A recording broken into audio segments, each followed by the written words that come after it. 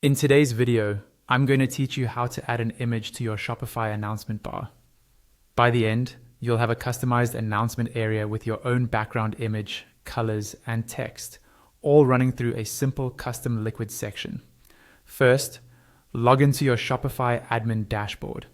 On the left-hand side, look for the option labeled Online Store, and then click on Themes.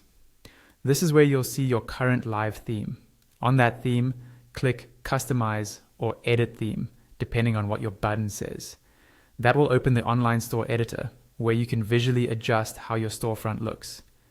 Inside the editor, find the header area in the left panel.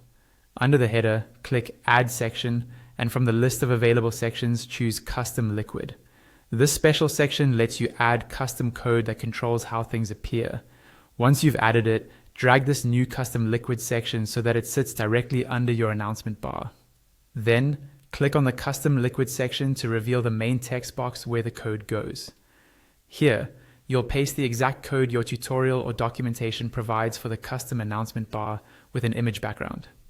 Next, go back to your main Shopify admin dashboard in another tab. On the left-hand side, click Content and then select Files. This is where all your uploaded files, including images, are stored. Find the image you want to use as the background for your announcement bar and copy its URL. If you haven't uploaded the image yet, you can upload it here, then copy the link once it appears in the list. Return to your online store editor and to the custom liquid section. In the code you pasted, look for the part that says something like background image URL URIPS. Inside the parentheses, paste the image link you just copied. This connects your file to the announcement bar background. In the same code, you'll see a height value for the header. Increase this number to make the announcement bar taller or decrease it to make it slimmer. You'll also see settings for the header text. You can change the font color by replacing the hex code after color and adjust the font size and font weight by changing the numbers next to those properties. To update the actual message, simply replace the sample text, such as "Welcome to our store," with your own announcement.